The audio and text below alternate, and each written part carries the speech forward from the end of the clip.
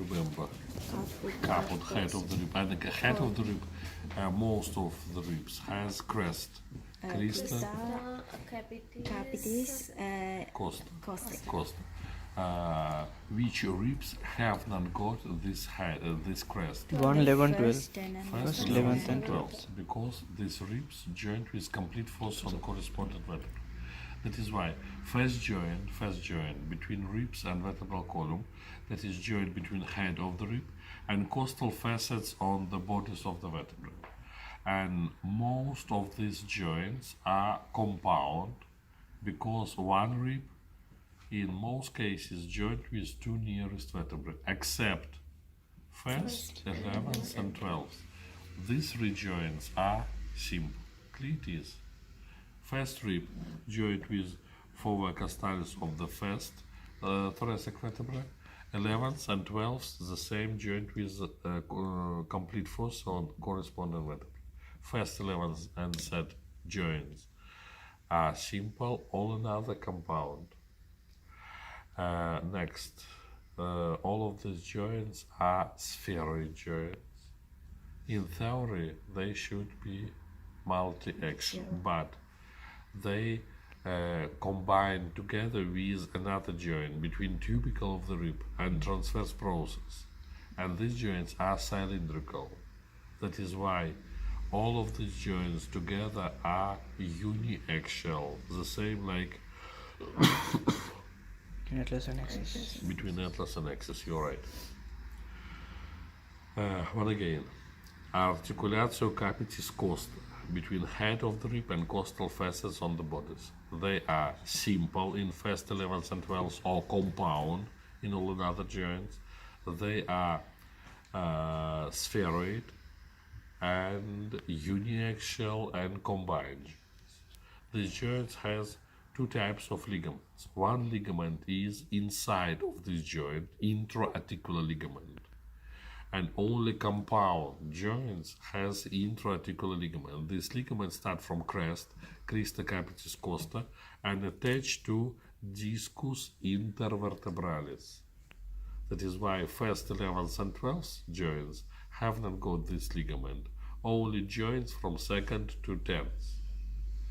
Name of this ligament, ligamentum capitis costa intra-articulare.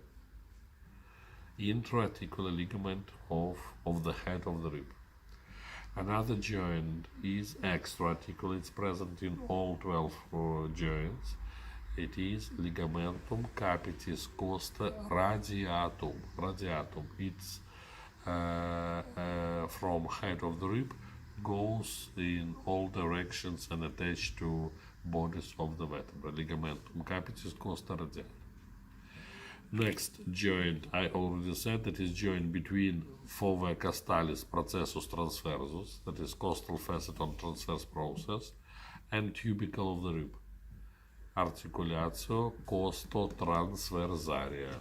Costo-transversaria. That is simple, always simple. Cylindrical of the first type, uniaxial and combined joint. Only one type of movements, ribs can move upward and downward in frontal axis. That is frontal axis, and ribs can move upward and down. In case when ribs moves upward, that is breathing, that is inspiration in time of inspiration, and when ribs moves downward, it is expiration. Yes. Joint between tubercle and transverse process is the same, has one ligament, ligamentum costo-transversarium. Name of this ligament is the same like name of this joint. Next joint, it is joint between ribs and sternum. It is articulatio sternocastalis. Here it is, articulatio sternocastalis. All of them are simple because two articular surfaces. They are plane. They also combine together with if ribs moves, here it is It's the same as here. That is why these three joints, articulatio capitis costa, articulatio costa transversaria, and articulatio sternocostalis, they combine together. That is why all of them are uniaxial joints. And again, simple, plain, combined, and uniaxial. It is the same, we can see ligamenta sternocostalia radiata here and here and here, and these ligaments on anterior surface of sternum makes membrane, membrana sterni. That is membrane which forms with the help of ligamenta sternocostalia radiata. That is membrane. First rib usually fused with sternum with the help of cartilage.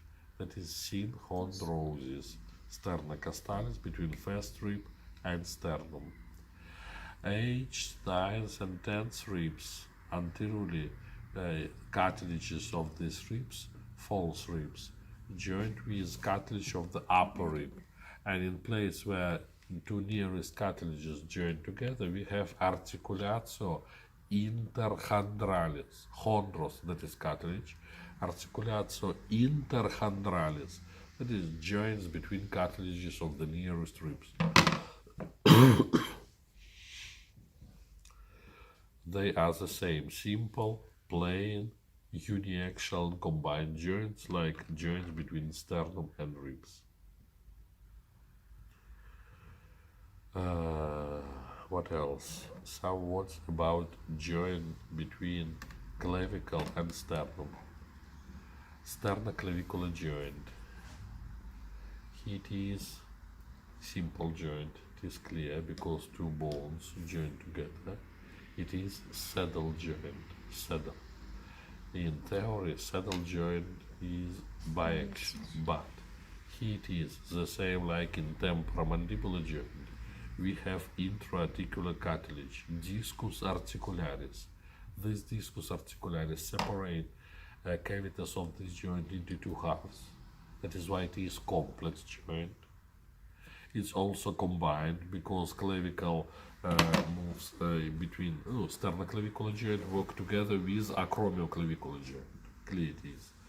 And it is multi-axial joint, multi-axial, not biaxial, but multi-axial. And again, simple, saddle, complex with the help of this, combined because two joints work together, and multi-axial.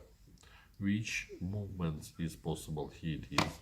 In sagittal axis, we can move clavicle upward and downward. In vertical axis, we can move clavicle forward and backward.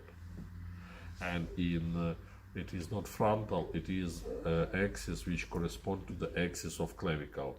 It's possible to make rotation of clavicle in a small volume, but it is possible to not make video.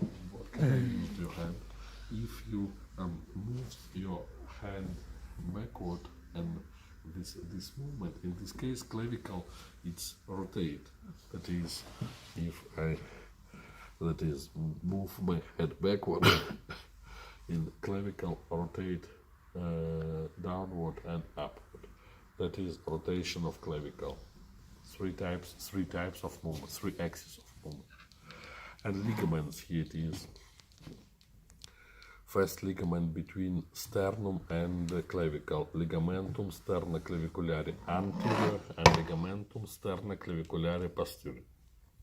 Then between both clavicles above of jugular notch, we have in ligamentum interclaviculare, interclavicular ligament, ligamentum interclaviculare. And last ligament between first rib and clavicle, ligamentum costoclaviculare. Here it is.